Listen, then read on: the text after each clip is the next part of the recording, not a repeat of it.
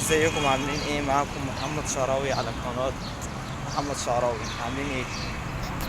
عايز اقول لكل اي حد عايز ينجح في حياته او عاوز يوصل لاي حاجة، خلي دايما عندك امل انك تنجح.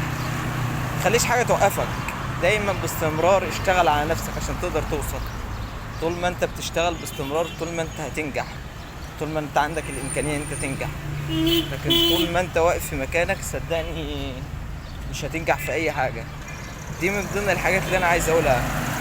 خليك دايما شغال على نفسك، خليك دايما عارف انت عايز ايه، ما تخليكش مشتت، ما تسمحش لاي حد ان هو يحبطك او يخليك تيأس. خلي عندك امل في ربنا، خلي عندك يقين، احلم، فكر، خطط، توكل على الله، اسعى، اجتهد، والباقي على ربنا. انت ما عليك ان انت بتعمل اللي عليك، تمام؟ فدي من ضمن الحاجات. انت بس اللي عليك ان انت تعمله انك دايما تكون باصص لقدام مش لورا، عارف طريقك، عارف هدفك، مخطط لحياتك، عارف انت عايز ايه، وكمل واكيد هتنجح. طول ما انت عندك الامل وعندك الحلم وعندك اليقين والله هتنجح. وهو ربنا عز وجل هيجيب لك الفرصة اللي تكون مناسبة ليك، اللي تكون على مقاسك. لكن طول ما انت واقف في مكانك صدقني انت مش هتنجح، يعني مش هتنجح في اي حاجة. فانت خلي دايما يقينك بربنا واسع واجتهد. الحياة لا يعني كما قال احد العلماء، واحد قال كلمة جميلة قوي من المثقفين، يعني قال الحياة لا تفسح الطريق الا لمن يعرف الى اين يذهب. عمر الحياة ما تفسح لك الطريق الا لما تكون عارف انت رايح فين وبتعمل ايه، تمام؟ وكما قال ارشميدس، حدد لي موقعي الان وسأحرك لك الكرة الارضية، تمام؟ وبرضه في عالم تاني قال كلمة جميلة قوي، قال البحر الهادئ لا يصنع بحارا ماهرا. يعني عمر الحياة سهلة ما تصنع انسان عبقري. فانت خليك طموح دايما، خليك باصص لقدام، ما تبصش للحياة، ما تبصش ان انا مش شغال، ما تبصش لكذا، لا كمل، اسعى. قفل في وشك باب هيتفتح لك 1000 باب. وحاول وكمل واستمر وما تستسلمش وما تيأس، وصدقني هتنجح مع الوقت. انت كل اللي محتاجه شوية فرص، شوية توكل، يقين بربنا، وهتنجح، تمام؟ هو ربنا عز وجل عارف انت بتعمل ايه، عارف انت حياتك ماشية ازاي. هيجيب لك الفرصة امتى؟ في الوقت اللي ربنا شايفه ان هو مناسب ليك، ان هو ده الوقت اللي انت هتنجح فيه، الوقت اللي هتقدر تحول فيه وتوصل فيه. فربنا عز وجل له حكمة. انت ما عليك انك تسعى، ما تتشتتش، ما تقولش انا فاشل، ما تقولش انا كذا، لا. انت دايما خلي عندك الطموح ان لسه بدري، انا لسه هكمل، انا لسه هنجح، تمام؟ بص للفرص، ما تصاحبش حد فاشل عشان ما تتعديش مني والعدوى توصل لك. صاحب الناجحين عشان تنجح زيهم. توكل على الله، ما لقيتش الشغلانه اللي تناسبك حاول في غيرها وغيرها وغيرها لحد ما تلاقي الشغلانه المناسبه اللي تتناسب معاك ومع مستواك، تمام؟ خليك دايما استقتل في اي حاجه، اتعلم وشوف انت عايز ايه، وتعلم مهارات جديده. اللي ماشي دلوقتي يا جماعه هو السوشيال ميديا والنت، تمام؟ الجرافيك ديزاين والحاجات دي كلها يا جماعه حرفيا بتكسب كتير جدا. فانت ركز في النقطه دي، ركز انك تنجح، ركز انك تحقق اللي انت عايزه. صدقني يعني مفيش حاجه تقدر تقف قدامك. دي من ضمن النقط اللي احب اركز عليها. زي ما قلت خليك دايما طموح، وشوف النقط الايجابيه وابني نفسك عليها. يعني دايما حاول تبني نفسك. انا النقط الايجابيه ايه واحاول ابنيها، نقط شايف نقط سلبيه جوايا احاول اغيرها، احاول اغير من حياتي. من بص لو حياتي سهله اخليها صعبه. المهم لازم تكون لحياتي تمن، تمام؟ طول ما انت شايف ان الحياه سهله مش هتنجح. لما الحياه تكون اصعب بالنسبه لك هتقدر تنجح. في ناس كتير جدا بتبقى حياتهم سهله، بيروحوا اماكن تانية بيشتغلوا على نفسهم بتبقى حياتهم احسن وافضل بكتير. فانت جرب مكان جديد يكون متناسب معاك، يكون متناسب معاك ومع مستواك وكمل فيه. يعني حاول دايما تكون باصص لقدام، يعني ما تبصش لورا. دايما خلي طموحك قدامك، حلمك معاك، وكمل. صدقني هتوصل.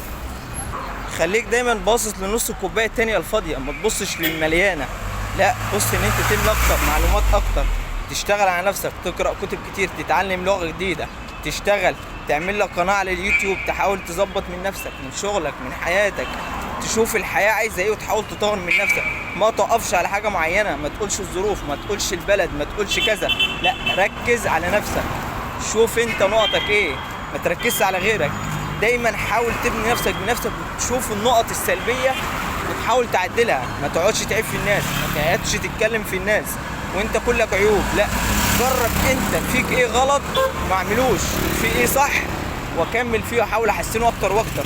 لكن طول ما انت بتعيب في غيرك وبتنمي في غيرك ده غلط. لما تكون قاعد في قاعده اوعى تجيب اي سيره اي حد، لا بالسلبي ولا بالايجابي، ولو اتحكى واتذكر يا تجيب بالايجابي يا ما تجيبش. تمام؟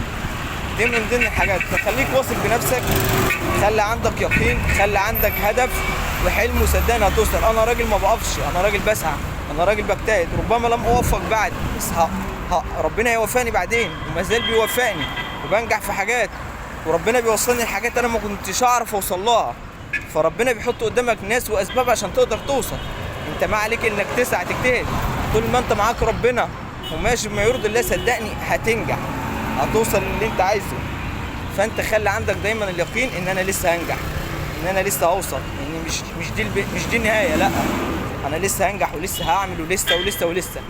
فدي من ضمن الحاجات اللي تقدر تبني عليها نفسك. ده لو انت عايز توصل لحاجه ولو انت فعلا عايز تنجح وعايز تبقى كويس. فانت دايما خليك طموح. طول ما انت طموح وطول ما انت عندك هدف وحلم صدقني هتوصل. انا ليه بسجل فيديوهاتي وليه دايما بحاول ان انا اتكلم كتير واسجل فيديوهات؟ لاني ده الصح. انت شوف انت ايه غلط ما تعملوش، شوف ايه الصح واعمله. حاول تغامر، حاول تشتغل على نفسك. طول ما انت شغال على نفسك طول ما هتكون احسن وافضل. تمام؟ يعني طول ما انت شغال على نفسك وهدفك طول ما هتكون احسن وافضل. توكل على الله، ما تخافش. في شباب كتير جدا بيخافوا، بيقعدوا في البيت مش عايزين يشتغلوا، بيعتمدوا على الابهات والامهات، وفي متجوزين وقاعدين. لا مش دي الحياه. جرب، اشتغل، اسعى. ما تقولش ما فيش شغل، لا في شغل بس انت ما ساعدتش، انت ما ساعدتش صح. انت استسلمت للظروف، استسلمت لفشلك، استسلمت لاحباطك. اشتغل ولو شغلانه بسيطه. الشغل هيخرجك من اللي انت فيه. لو تعبان اشتغل، لو مهموم اشتغل، لو حزين اشتغل، لو حصلت لك مشاكل الدنيا او تعبان في حياتك او في اي حاجه غلط في حياتك اشتغل. الشغل هيخرجك من اي حاجه ومن اي تعب. تمام؟ صدقوني دي الحاجات اللي انت والاسس اللي لو مشيت عليها هتنجح. بس انت محتاج زقه، محتاج اللي يحفزك، محتاج اللي يوقفك على الطريق عشان تقدر تنجح. ساعه ما تقف على الطريق حياتك هتبقى احسن. انت لما تقرا كتب كتير الكتب دي بتنميك، بتخليك افضل، بتخليك احسن، بتخليك اكثر ادراكا. تمام؟ ناس كتير جدا بتتكلم من غير ادراك. دي من ضمن الحاجات. انا لازم اكون مدرك لاي حاجه انا بعملها، ما اتكلمش وخلاص، ما اتعاملش مع حد وخلاص. تعاملاتي في الحدود، اكون عارف انا بعمل ايه. ما صاحبش الا الناجحين مش الفاشلين عشان ما يفشلوش مني. دايما اركز على اهدافي واحلامي وابص قدام ما ابصش لورا. زمان لما قالوا اللي اخترع الكهرباء انا عايز اخترع الكهرباء، قالوا انت مجنون، حد يخترع بتاعه في لندا وتنور نور العالم كله، وقالوا ده مخترع وذكي. حاول 9999 مره، لو كان استسلم مره 10000 ما كانش نجح. لكن ده حاول، كمل، ما وقفش. فانت الناس هتعترف بنجاحاتك في يوم. لما تنجح هيقولوا عليك مجنون، هيقولوا ويقولوا ويقولوا. لكن طول ما انت وصلت لهدفك ونجحت هيقولوا ده ناجح. فانت جرب النقطه دي، جرب انك ما تستسلمش لحد، ما تقولش انا فاشل في بعض الامور، لا حاول وكمل، هيجي اليوم هتوصل. فدي من ضمن النقاط اللي انا عايزكم تقفوا عليها وتحاولوا تظبطوها لو انتوا فعلا عايزين تنجحوا في حاجه. انا دايما في مغامراتي لما بروح في اي مكان بروحه سواء شغل هنا او في القاهره، تمام، انا تمريض عمليات، في اي مكان بروحه دايما بقول ان الانسان ما يستسلمش، يخلي عنده يقين وامل، واكيد لازم هتوصل في يوم. طول ما انت بتحاول، طول ما انت شغال على نفسك اكيد هتوصل. مفيش حاجه اسمها مستحيل. ما تقوليش الظروف، ما تقوليش كذا، ما تقوليش كذا، لا هو عندك انت العدو اللي دايما واقف ضدك وبيفشلك وبيتعبك في حياتك كلها هو نفسك. بص في المرايه، عدوك الاول نفسك. فلو اتحكمت في نفسك صدقني هتتحكم في كل حاجه. الموضوع بس محتاج شويه وقت، شويه مجهود وهتوصل. فانت طول الوقت حاول تشتغل على نفسك، صدقني هتبقى حياتك احسن. كل الناس وكل العالم اللي حوالينا ده ما بيعترفش غير بالانسان العملي، الانسان اللي بيعمل، الانسان اللي بيشتغل على نفسه بالفعل مش بالكلام. فانت خليك قوي في افعالك. لما تكون عايز تعمل حاجه ما تقولش لا، اعمل على طول وقرر ونفذ. هتاخد وقت وهتنجح. تمام. فدي من ضمن الحاجات انك لازم تعرفها. تمام. اشوفكم على خير، ويا رب اللي انا قلته ده يكون عجبكم ويكون فاتكم. والسلام عليكم ورحمه الله وبركاته. اشوفكم على خير.